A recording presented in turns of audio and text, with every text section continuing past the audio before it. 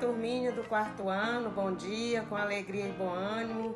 Hoje nós vamos iniciar nossa aula trabalhando o tema relação de igualdade em sentenças matemáticas.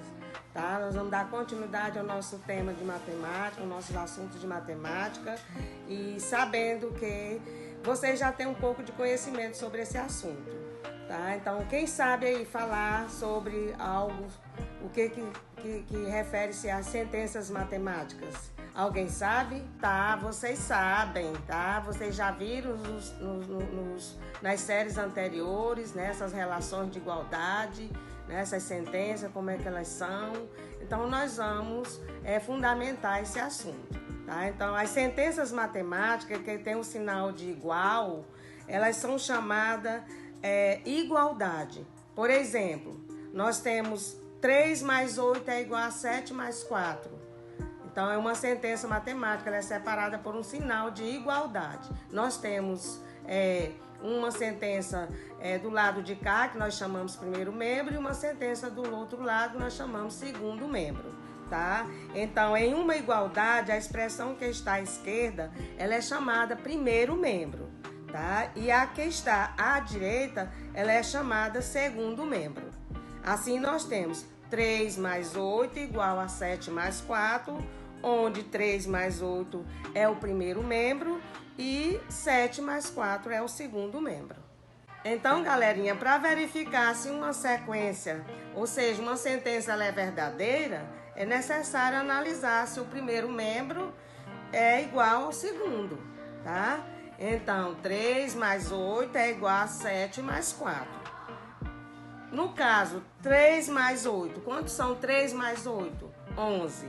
7 mais 4, 11. Então, vocês podem verificar que a sentença do primeiro membro é igual a 11 e a sentença do segundo membro também é igual a 11. Então, aí nós temos uma igualdade, onde o primeiro membro, o resultado do primeiro membro é igual ao resultado do segundo membro. Outro exemplo, 1 mais 2 mais 4 é igual a 10. Vamos somar do lado de cá, primeiro membro. 1 mais 2, 4. 4 mais 4, 8. 8 é igual a 10, então nós temos um outro exemplo onde não é uma igualdade, tá? Porque a soma dos números do primeiro membro não é igual ao resultado do segundo membro. Observaram?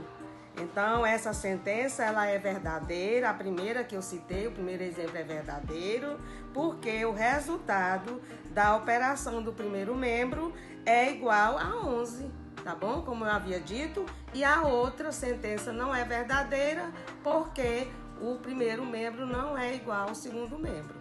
Observaram? Então, se adicionarmos, subtrairmos, multiplicarmos ou dividirmos os dois membros por um mesmo número, a sentença continua sendo verdadeira, ok? Então, vocês vão agora observar a nossa conclusão aqui do nosso assunto. Por exemplo, se nós subtrairmos 2 unidades de 2 membros e a sentença continua sendo verdadeira, porque o resultado das operações de primeiro membro é igual ao resultado das operações do segundo membro, ok? Então, nesse caso aqui eu multipliquei o primeiro e o segundo membros por 3 e a sentença continua sendo verdadeira. Por exemplo, 10 menos 5 é igual a 8 menos 3. Então, se nós multiplicarmos, vamos agrupar 10 menos 5 e vamos multiplicar por 3. E do outro lado, que é o segundo membro, nós vamos subtrair 8 menos 3 e multiplicar por 3. Vai alterar alguma coisa? Não. Então, foi o que eu falei. Se nós multiplicarmos o primeiro membro e o segundo membro por um mesmo número, não vai alterar o resultado. Da mesma forma, se nós adicionarmos a uma sentença o primeiro membro, um número, e o segundo membro também não vai alterar. Da mesma forma, nós podemos dividir. Se nós dividirmos uma sentença no primeiro membro e no segundo membro, também por qualquer número não vai alterar. Tá? E assim nós podemos fazer com qualquer uma das nossas operações matemáticas. Então, algumas vezes nós temos que dividir algo em partes que não são iguais. Observe um exemplo. O João e Felipe têm juntos 18 bolinhas de gude, sabendo que João tem o dobro da quantidade de bolinha de Felipe. Quantas bolinhas cada um deles tem? Sabemos pelo enunciado que a parte de João é maior do que a de Felipe. Para resolver, nós podemos dividir o total de bolinhas em 3 partes iguais, 2 das quais pertencem a João e uma pertence a Felipe. Por exemplo, nós vamos pegar o total, que é 18, dividir por 3 e vai dar igual a 6.